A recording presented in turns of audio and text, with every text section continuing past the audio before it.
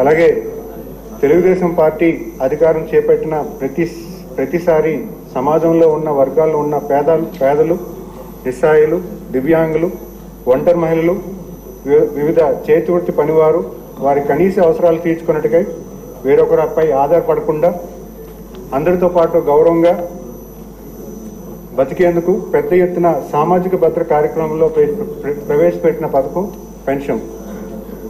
మనం చూసుకుంటే 2014 సంవత్సరంలో గౌరవ ముఖ్యమంత్రి వారు శ్రీ నారా చంద్రబాబు నాయుడు గారు 200 పెన్షన్ని 1000 రూపాయలు చేయడం, 2018లో 1000 రూపాయల పెన్షన్ని 2000 చేయడం, అంతేకాకుండా అదే క్రమంలో దివ్యాంగులకి, డప్పు కళాకారులకి, ట్రాన్స్జెండర్స్కి 300 చొప్పున పెన్షన్ మొత్తాన్ని కూడా పెంచడం జరిగింది.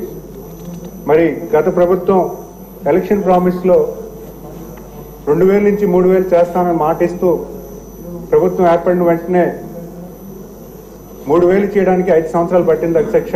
ప్రతి సంవత్సరం 250 పెంచుకుంటూ 3000 చేసి వాళ్ళ తాలూకా ఎలక్షన్ ప్రామిస్ నిలబెట్టామని చెప్పుకునే పరిస్థితి గత ప్రభుత్వం ఉంది అధ్యక్ష. మరి ఈరోజు ఈ ప్రభుత్వం ఏర్పడిన వెంటనే ఎన్డీఏ కూటమి ప్రభుత్వం గౌరవ ముఖ్యమంత్రి వారు ఆయన పొజిషన్ తీసుకున్న వెంటనే 3వ సంతకం పెట్టారు. అది కూడా పెన్షన్ పెంపు పైన 3000 నుంచి 4000 రూపాయలు పెంచడమే కాకుండా రెట్రోస్పెక్టివ్గా ఏప్రిల్ 1 నుంచి దీన్ని అమలు చేస్తామని చెప్పి ఇవ్వాల్సిన 1000 రూపాయలు అదనపు 1000 రూపాయలు 3 నెలల్ని 3000 ప్లస్ 4000 రూపాయలు జూలై 1వ తారీఖున ఇవ్వడం జరిగింది అధ్యక్ష.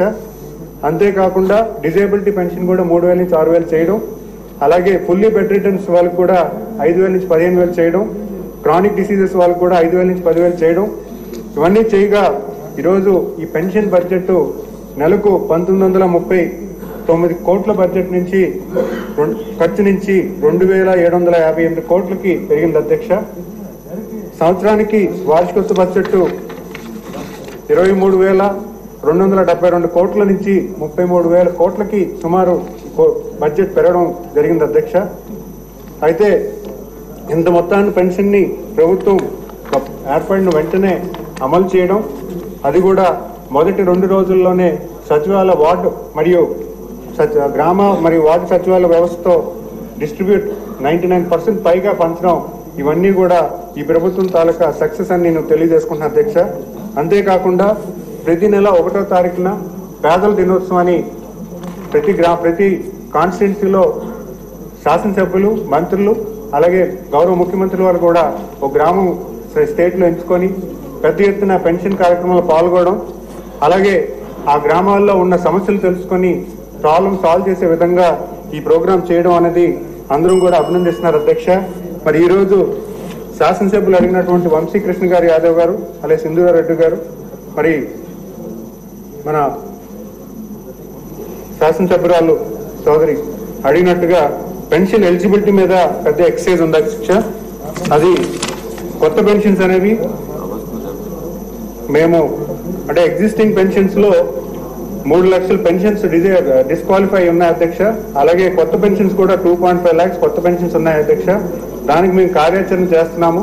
దానికి పూర్తి స్థాయిలో మాకు గౌరవ ముఖ్యమంత్రి వాళ్ళు ఆదేశాల మేరకు ఎలిజిబిలిటీ ఉన్న ప్రతి ఒక్కరిని కూడా కవర్ చేసే పరిస్థితి మేము కల్పిస్తున్నాం అధ్యక్ష. ఈ సభకి మరి ఈ సభ ద్వారా ప్రజలకి మేము తెలియజేస్తుంది ఏంటంటే ప్రతి ఒక్కరూ కూడా ఎవరైతే ఎలిజిబిలిటీ ఉన్నారో వాళ్ళందరికీ కూడా ఇచ్చే పరిస్థితి మేము కల్పిస్తున్నాం అధ్యక్ష. అంతేకాకుండా ఈ 3 నెలల ఎరియర్ పేమెంట్స్ కూడా చాలా శాసనసభ్యులు మాకు తెలియజేశారు. అది కూడా వచ్చే నెల నుంచి కూడా చేసే పరిస్థితి కనిపిస్తుంది అధ్యక్ష.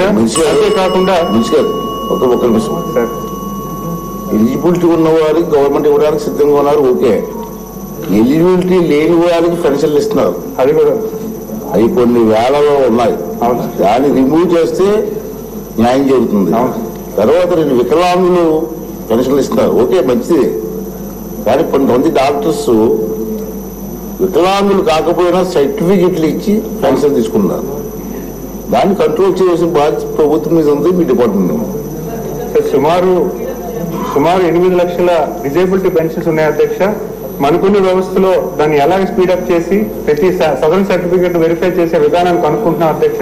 ఎందుకంటే ఈరోజు మనం వెరిఫై చేసే విధానంలో కూడా పూర్తిగా మనం స్వార్థం అంటే ఎటువంటి స్వార్థం లేకుండా ఎలిజిబిలిటీ అనేవాడిని ఖచ్చితంగా మనం పట్టుకొని వాళ్ళకి పెన్షన్ ఇచ్చే పరిస్థితి కల్పించాలనే ఆలోచనతో దానికి కూడా పూర్తి స్థాయిలో హెల్త్ డిపార్ట్మెంట్ తో మళ్ళీ పబ్లిక్ హెల్త్ డిపార్ట్మెంట్ తో కూడా మేము కార్యాచరణ చేస్తూ దాన్ని ముందుకు తీసుకెళ్తున్నాం అధ్యక్ష.